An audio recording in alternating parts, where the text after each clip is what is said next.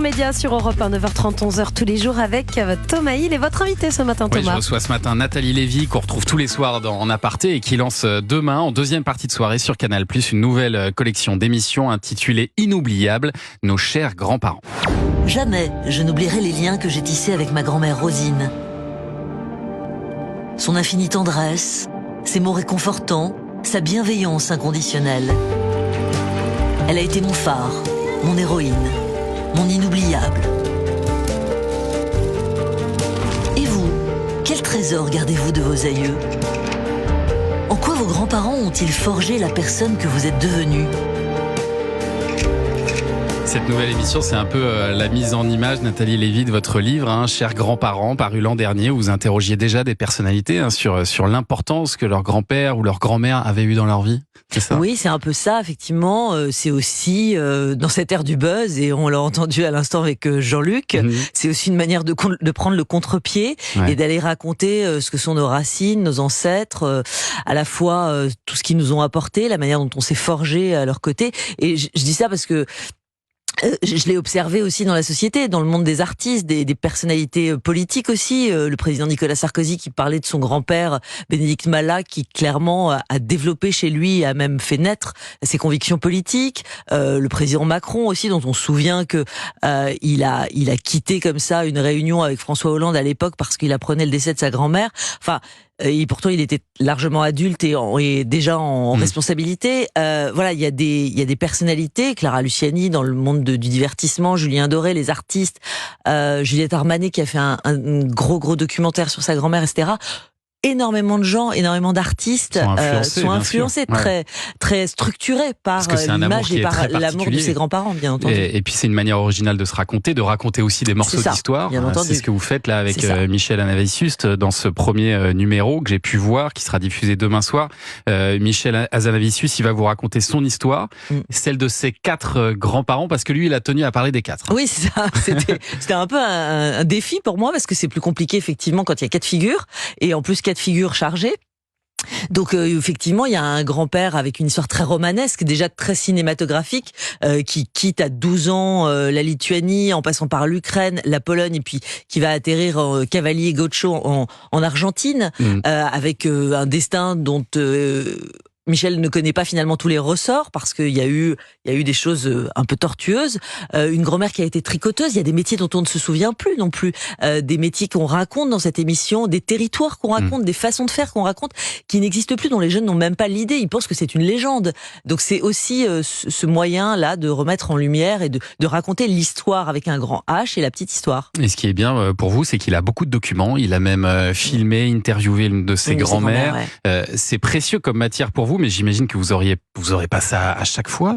Pour les suivants, vous ferez comment alors c'est une enquête, vraiment. C'est une enquête, bien sûr, parce que il s'agit pas de trouver des invités comme ça qui ont un truc anecdotique à raconter ou qui sont dans une posture pour dire c'est bien de parler de ses grands-parents ou c'est bien de parler des anciens plus largement.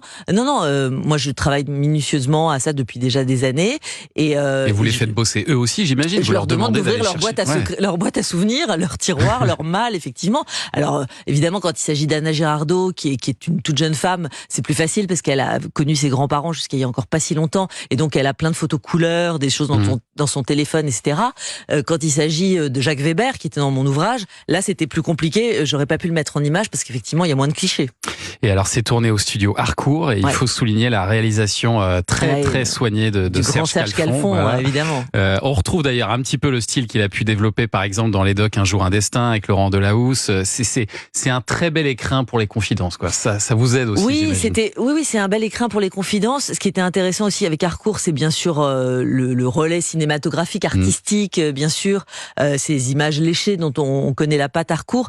Et là, c'était aussi ce qu'on voulait. C'était, comme on est sur Canal+, on voulait un programme qui soit dans la veine de ce que propose la chaîne, donc cinématographique, avec quelque chose de très léché.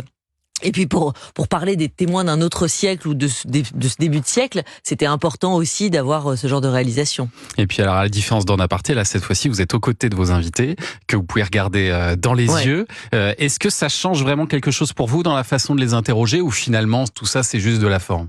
Oui, quand même, parce qu'il y a quelque chose de la complicité organique presque. Vous voyez ce que je veux dire, qui s'inscrit là dans un mouvement, dans une attitude, je sais pas, même se frôler. Enfin, c'est très, ça peut paraître très anodin, mais ça existe quand même en aparté, et ça me donne aussi beaucoup de liberté, un peu comme en radio. Mais quand même, en radio, vous avez vos invités là, pas loin de vous. Il y a des moments où je me dis, si j'avais été en face, si j'avais pu le regarder dans les yeux, j'aurais pu y retourner, ou j'aurais pu, voilà. Et là, on a cette capacité-là. Et puis il y a beaucoup d'émotions dans cette émission, dans Inoubliable. Il y a énormément d'émotions. Ils sont face avec un grand format du visage d'une grand-mère ou d'un grand-père. Il y a besoin, selon moi, davantage aussi de ce contact. Premier numéro avec donc Michel Hazanavicius demain, et puis les autres, les suivants. Patrick Bruel, qui me fait le plaisir aussi de venir se confier. Ibrahim Mahalouf, absolument incroyable, qui nous raconte bien sûr aussi une histoire, le pays du cèdre, le déracinement également, et qui a accompagné sa grand-mère jusqu'à 99 ans. Donc assez récemment, vous allez voir, c'est absolument saisissant, franchement, je pense qu'on pleure de bout en bout. Et Valérie Bonneton également, qui est très pudique comme comédienne, et qui pour autant s'est livrée aussi sur un grand-père qu'elle a peu connu. Il est parti quand elle avait 12 ans, mais qui l'a infiniment marqué, voire qui lui a permis d'exister en tant que comédienne. Le premier numéro d'Inoubliable, c'est demain à 22h50 sur Canal. Restez avec nous, Nathalie Lévy, pour commenter l'actu des médias dans un instant. Oui, puisque le journal des médias de Julien Pichenet arrive dans un instant. Et ce matin, on va revenir sur ce week-end mouvementé qu'ont vécu les salariés du journal marseillais La Pro.